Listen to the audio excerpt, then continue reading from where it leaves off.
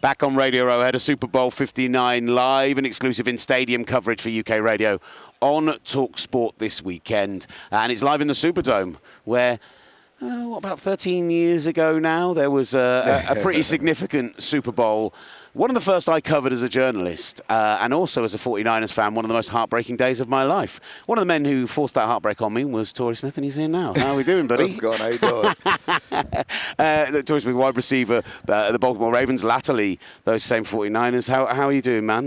Doing great, man. Nice seeing you. And look, double relevance. You were in that Super Bowl, but you were also in another Super Bowl where you stopped a dynasty from doing a three-peat with the Philadelphia Eagles. So, you must be a hot property this week. You know all about what these Eagles need to do to win. Yeah, and it's really cool being here, the Super Bowl right here in the city, having a former team that I played for, being there, a couple teammates still going, and I'm just humbled to be around here. This is the best of NFL fandom, right? Obviously, I have some interest there, but this is the best of NFL fandom, and it's a really cool place to be.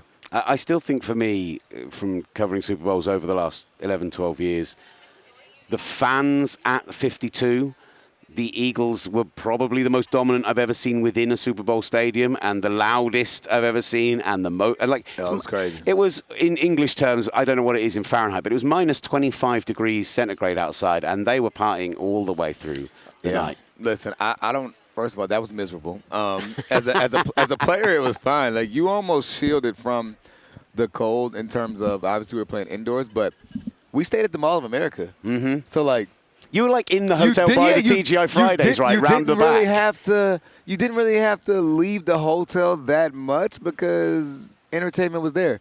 Restaurants were there. That was really cool. But having an opportunity to play there, to be in that environment, the Philadelphia fans, they had been waiting forever. Mm. And that's why I felt like that. It for sure felt like a home game for the Eagles, getting them fired up. But, it's definitely a great memory in a game that was just as stressful as the first time I had the opportunity to play the Super Bowl. It's really interesting because we've seen this move in the NFL more and more so, and think about that game between Washington and the Lions recently, for example, where that idea of aggression, studying analytics and making your decisions off that, going for it on fourth down regularly.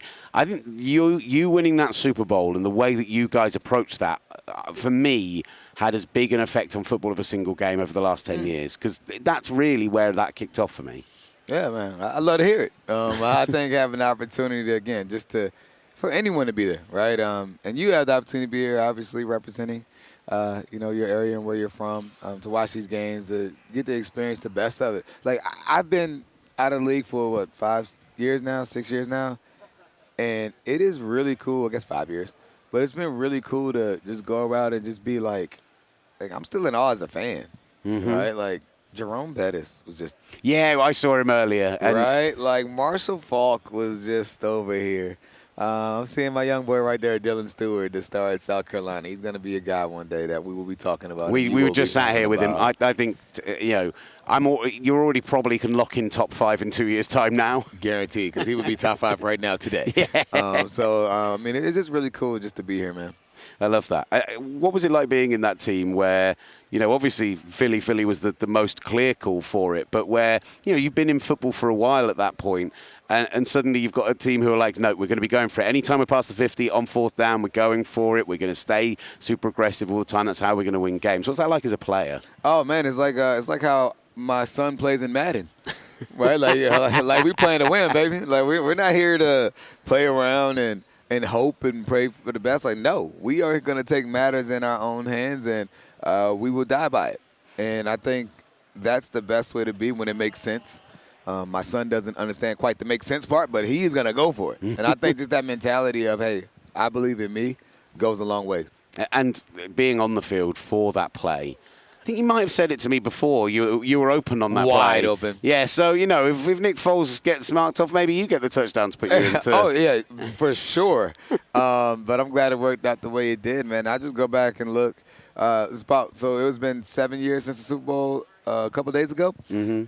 And every single day I get mentioned I did not realize you were so wide open on the play. So it's always cool for people to see it. But Listen, I was the first person to greet Nick Foles after that touchdown. It was truly a special moment. You talked about Jerome Bettis there. Kind of, we'd love to get your thoughts as a former player and a guy who did get to win Brian a couple Dawkins. of chips. Unbelievable. A guy who did get to win a couple of championships. Jerome Bettis was a guy who went out on top. A lot of talk about Travis Kelce. They would do a three-peat this weekend. Does he walk away from football? Does he say, you know what, there's never been a better run? I think for me it's one of the greatest things in football. When Peyton Manning did it, DeMarcus Ware in the same team did it. Like, those are the great moments for me. Yeah, I think it's really cool, but if you can make $20 million and still be a tight end and not have to practice much, I don't know. I think he might come back. He's playing good. He's still playing at a very high level. He's still one of the best tight ends in the league. And if you go for your third, why not go for the fourth, right? And I think Travis is here as a competitor. He's always been a competitor. He's always been extremely passionate. And, if he's able to pull that one off, I'm for sure that's something that would be in his future. Going back to that first Super Bowl win and the lights out situation, Jacoby's just taken that kick return back 108 yards. Yeah. You were looking at the first blowout, like a blowout of just epic proportions. Actually talk me through the moment where that happens. Like, do you remember seeing the kind of lights seeming to shut down around you and kind of how the reaction was on the sideline? Yeah, it was on the sideline opposite of us. So you saw on the sideline and you're like, shoo, you're like, oh, what's going on? All I could think in my mind is, it's not like now. So for the folks that don't get what I'm saying is, I don't know what they used for the lights back then, but you knew it was going to take 20 minutes. It wasn't LED. It wasn't going to be hopping on right away. So you knew it was going to be at least a 20-minute break. And it was just awkward. I'll never forget Jacoby Jones. Rest in peace, Jacoby. I'll never forget Jacoby saying, the power didn't even go out during Katrina. And the power's gone out in the Super Bowl. Like, what is going on? Like, you know what I mean? And so for the conspiracy theorists, dude, they go eat that all up. I'm not a conspiracy theory guy. There were a few guys on your team who were selling the idea that the league maybe, people always think that. And you know what? Maybe we'd have lost. I'd have been a conspiracy theory guy. But we got it done. So it was really cool. If the 49ers had given the ball to Frank Gore with 4 downs to go from 7 yards, maybe probably would have got it. Maybe, I actually asked Frank about this year, and he just went, "Yeah, you'll have to ask Coach Rowe." I can't answer that question. I'm like, that sounds like a man who's not happy about it. And from a perspective of how you guys handled it when you're on the sideline, like going through that process, staying warmed up, I guess the fact that you're not in a game all the time, right? The fact that when the defense on the field. It was tough. It was weird because you're warming up and you don't know when, there's no it might be now, it might be 2 hours. You don't know. Like, that was the awkward spot. And like sometimes, I'm warming up too hard. Right? Like, because you're like, well, what's going on? But I'll tell you what, I didn't expect the game to get back close. I thought it was going to be a blowout. So that was stressful on the heart. But the game overall, man, as a player, trying to stay loose. I remember joking around with Jacoby, trying not to be you can't be that serious that long. It's really hard to, you're focused and you're locked in for what? We just had that whole long extended halftime with Beyonce. Kobe comes out, runs the kickoff back. When they get the ball, something happens, boom. You're like, what is going on here? But you must have been off the field for an hour and a half, 2 hours, right? It was awkward, right? But listen, the same way I'm making that excuse for us and it being awkward, the 49ers said, let's roll, right? And they came out swinging. So you just got to be able to roll with the punches. And, again, I'm glad that we came out. And shout out to the faithfuls. Got a lot of love for y'all. Y'all know it. But it's tough. I'm glad that we came on the good side. My heart's not built for that kind of disappointment. In my mind, by the way, you say you can't stay serious for that long on the sideline. In my mind, Ray Lewis never spoke to anyone, just stared down the mask to the other sideline and just never stopped being intense for the whole I think when you're being intense, for anyone that's dealt with stress, dealt with anger, if you're going to sit there huffing and puffing, angry for that long, eventually you just get tired. It takes a lot of energy. So if you're so focused and, it's a bunch of camera and stuff, guys going to be able to you can sit here for when there's no clock to let you know when you got to snap back out of it. No. You just breaking it, trying to stay loose. And, again, it was – maybe that's why we did struggle. Probably stay too loose. But it was a good little moment. What do you think of the game this weekend? Can the Eagles stop the juggernaut? Absolutely. I'm going for the good guys, the Eagles. That's when our second Super Bowl with.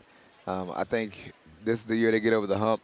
I think they're extremely hot in the way they're playing. I think Jalen Hurts is playing at a very high level right now. Mean, best game in 2 years probably last weekend, right? He's healthy, which is huge.